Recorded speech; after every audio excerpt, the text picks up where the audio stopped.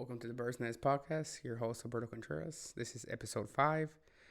Looking at entrepreneurship through different lenses with Moon Presents today. So, what was the first thing you wanted to talk about Moon So, Presents? um, so first off, I want the audience to see, what is Moon Presents, which is your company, right? Yes. And I'd like for you to introduce yourself to the audience and, explain to them a little bit about your company and we'll go from there. Okay, so I'm Brian.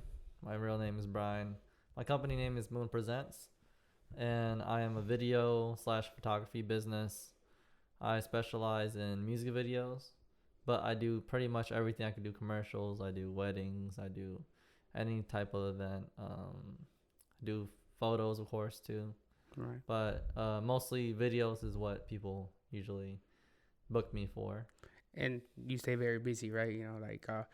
Ryan is also, a friend of mine. We've been knowing each other now for a little bit over, around 2019, 2018, right? When Yeah, we started, it's been 5 or 6 years. And, Moon Presents also does podcasts. And, he's the man, the myth, the legend, the one that's behind the screen that's making all this work, So, I appreciate that, he records everything, he edits, he's really good at what he does. And also on music videos, you should see, his work. And I think it's really nice. And I see you going really far with it. Yeah, appreciate the shout out. Yeah. So, if you ever wonder, who's doing the editing, who's recording, right, who's doing all that, this isn't a one-man team, right? It takes a team. And, Yeah, it does take a team. You can't can't build any type of business without a team. No, Can't do everything yourself. So yeah, so now, going into entrepreneurship, right? And the reason this relates to your business is because you started from zero, right? This was an idea of yours, or a dream of yours, and you're acting on it, you're doing it. I want today's episode. I want to talk a little bit about the audience of what it takes, to sort of, start that starting point of breaking ground, right? Yeah. Especially through you as challenges, or what was those first steps, or those decision factors into starting, right? Yeah. Okay. So when I first started, I really kind of just was doing it for fun at first. Right. Like, I really loved cameras and stuff, and I just loved how great videos looked, and just like videos in general. And I like photos too, but that wasn't really my passion, really. I would say more so videos. And I decided that I should start doing music videos, and you can't really charge if you don't have a portfolio. Right. So what I did originally was I did some free videos for a couple friends of mine. Mm-hmm. And after that, I was able to charge like $75 at first, right? And $75 turned to 100, and so on. And timeline wise, I mean, where are we, so during that time, right? Is that, how long ago was that? So that was almost 3 years ago. I'll say 2 years and 9 months ago. Yeah. So what is that? So So I started literally in January of 2020, I think, or about 2021.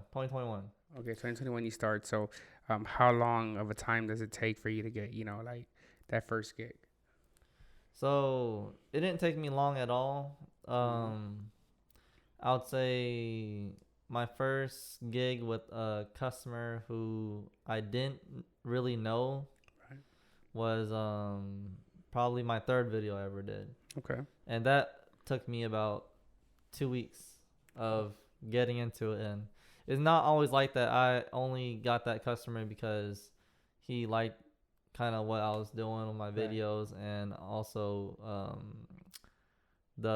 his girl knew my family and stuff. Right.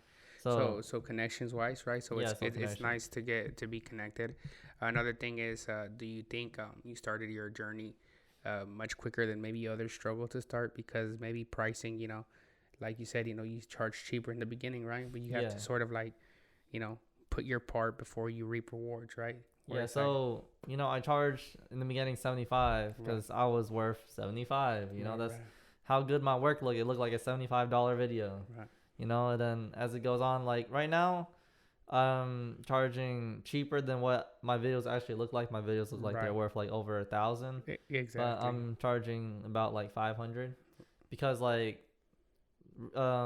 finances for everyone isn't really doing really like the Inflation. inflation and everything. Interest rate Like and people things are are having a hard time making money right now and right. saving money and stuff. So I don't charge over 1,000. I charge about 500 because even the best music video company in Tennessee right now, don't they don't even get a lot of business right now Right. because they charge $800 to $2,000. So you got to stay competitive, right? Yeah, Especially so I with your gotta stay competitors competitive and and stuff. stuff. And I mean, and so some people might think like, wow, that jump from 75 to 500 is a lot, and they're like, oh, you're charging a lot, but they don't know the work, or the equipment isn't free, right? The Yeah. equipment you had back then is not the equipment you have now. The softwares, the skills, right? Yeah, so really just like the equipment is one thing, but the equipment isn't as valuable as the amount of time and skill and just the experience that I got from working on so many different music videos. Because I'm pretty sure I made probably over 100 by now. Wow. I probably made over 100 music videos, and um, that amount of time and effort it takes to do that, and then Right. the amount of skill you get and experience from doing that, Mm-hmm. it really does a lot with how well your videos turn out in the future and Right. stuff. And I think, and I'm a firm believer is, if you were still charging that cheap, right, maybe you have so much business to where you can't even do it all. So sometimes I believe that when you raise your prices, right, the rest of your customers that stay get more out of you, right, get Yeah. more of your time, more energy, because maybe let's say now you can tackle on, maybe you were doing before 20 jobs at a time, right, to where at that price now you're maybe doing 10 or 5, but at this new price, right, you end up making maybe the same if not more, but so much less work, right? But you're able to put all of Moon Presents right into that, and so your videos are turning out better, you're liking it, you have more time to like work on your craft, right? Yeah, I do remember at one point where my price was really cheap, like like I said, like 75 or 100, and I was decent. I wasn't good. I was decent. I wasn't bad. Most definitely not bad. Right. Starting out, but I was pretty decent. I was charging 75 to 100, and that's very appetizing to a lot of people. They're like, "Oh, I can get a video for $100." It's like people make that. Even the average employee makes that in about a day, right? So it's only a day of work for the average person, and so it was very appetizing. So I was getting like bookings on top of bookings. I'll be booked like throughout the week for a long time until I raised my price up, and then people started dwindling down in numbers. Right. And But if you probably look at the finances, you still end up even better, right? Because again, like, it's more money, and then maybe some of these guys fall off, but the new guys, get accustomed to the new price. Anybody that's coming in, and again, I mean, you're getting more money now compared to what you were getting before. Then I think it's sort of normal if you start doing more, right? Because you have more money now, you have more patience, where it's like, oh, you're not blowing up right now, so now you can, and maybe you were as good as you were back then, but I definitely think that as you get paid more, as you start charging more, you have the ability of more, putting those extra hours in, because if it's worth it, and you feel like it's worth it, right? yeah. So I have like, even back then when I was only charging like $100 for my videos, Mm-hmm. I was still putting in 100% of my effort of what I had back then. Right. Just because just the fact that like my name's gonna be on it, and I'm trying to grow my company, trying to do this and that, and I really like this work too. It's not like I don't like it. So if I hated this work and I was doing it, like, actually I don't see anybody really doing that for videos. Right. Like everyone that gets into videos and tries to do it as a job is usually because they like doing it as a hobby. So it's nice that again, one, you're doing what you love, right? Yeah. Because the day goes by quicker. It's something that you selected, and it's a passion, like you said, right? The biggest importance for me also is whatever you're making has your name on it. Yeah. So it's good to give 100 or 110%, even if people there say, oh, why are you working so much more? You don't need to be doing that. I'm like, because it's your name, right? So it's nice to know that you value your work sometimes more than the paycheck, right? Yeah. So Like, and I really came to value like doing videos a lot because I used to like do mechanic work a lot. Yeah. And mechanic work, for anyone that's ever like been in a real shop and done mechanic work for like a company, you'll know that like it's a lot of labor, and sometimes it's unfair, sometimes it's not worth the pay for what you're doing, Right. etc. Because like you know, you have to buy your own tools first of all, and tools, you know, sometimes they break, sometimes you lose them. Sometimes you got to buy new tools because new cars come out. Right. Sometimes, you know, it's always a constant of buying tools and And stuff. then that stuff's not cheap. Yeah, and it's not cheap. Tools cost a lot of money if you get them from the truck, because there's a truck that comes by and sells tools, and multiple companies that do Right. it. Like Snap-on, right? Yeah, like stuff. Snap-on, Matco. I know a little bit about it because my cousin is a diesel mechanic. And Yeah. he tells me all about that. Yeah, so when you're buying tools from these trucks, you kind of have to because they have warranty. Right. If you buy them from a store, you know, you don't really get warranty. So it's easy just to buy them from the trucks. They'll warranty them out. They do have an upcharge, like they charge a lot more than the store would for like a different brand though. But I feel like as long as it's USA made, it's pretty well made. Right. But anyways, to get on with my point is doing all that labor and having to buy my own tools, and I mean, I got paid pretty decently, you know. At the time I was making about 55,000 a year, which was Okay. pretty good for me at the time. Right. Not not a bad starting point. I think yeah, not a bad starting point that's at all. much higher, right, than like Yeah, that was me. average. That was me like starting as a mechanic. I think Right. that was me only a year into being a mechanic. Well, that's I was good, making man. that much, and you know, as a mechanic you can make six figures if you're really experienced. Yeah. You know, if you're like 10 years into the game, or like even like 5 if you're really talented, you know. So me making that much at that point, I thought it was really good, you know. But the labor was just so intensive, and I always, like I said, you gotta buy your own tools. You gotta. There's a lot of overhead. There's a lot of thinking too. Like, not only is it labor, you gotta think a lot, because like Right.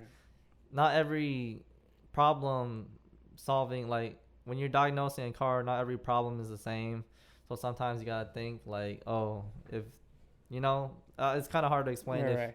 Especially with cars, you know, you fix one thing and it's not it, and then so something else comes up. So Yeah. You gotta start doing a bunch of stuff, and yeah, I get it. Like my cousin goes through that stuff all the time, and you know, working on cars, like, you know, that's not my field. I let the professionals do. Yeah, their and I was thing, right? working 5 or 6 days a week too. Wow. And it just took, and that was like about 10 to 12 hours a day, and that just took up all my time, and all I could think about was cars. It's just very unhealthy to live that way, just to be a mechanic. Being a mechanic is unhealthy. And you could ask any mechanic that if they like their job, they'll probably tell you no. It's so labor intensive. Like you said, you know, they earn a lot, but you have to be there, right? And being there means working, you know, nonstop. And, Yeah. I think it's a really like labor intensive work. Yeah. And I also know that comes with consequences, right? Like in the latter years, right, where it's like, you know, working with your hands for so much and on your back, right? You know, their backs start going out, right? You know, your health starts becoming like damaged due to, you know, your line of work. And yeah, that was a problem with a lot of the older people in the shop. Right. Yeah. And you probably saw that, right? And Yeah. maybe it was another factor for maybe why you were like, you know, even though it's good, right, and it could be Yeah. good, you still got to venture something else, right? Yeah, basically. So just having that as a past job, Mhm. and then being able to do videos, and I don't have to lift up heavy tires. I don't have to, you know, Right. get dirty, get oily, get grimy and stuff, be sweaty in the heat, It's or a be super freezing in the cold Right. because you're working in the elements. Outside, right? Yeah. Like I feel like I'm being spoiled. Right. The And fact it's that I record videos, I am in the elements too, recording videos, but it's Right. not like I'm not doing no heavy labor Right, in the right, right. in the elements. You like to change the scenery. And Yeah. I mean, I guess so now that brings me to my next question, right? Where it's so okay, so change the scenery, right? You have a new job, and currently, right? Or, you know, maybe you don't know exactly, but maybe you have a hunch. Or do you know sort of like what you're making, right? Like yearly basis or monthly basis with your business? If It's that's something really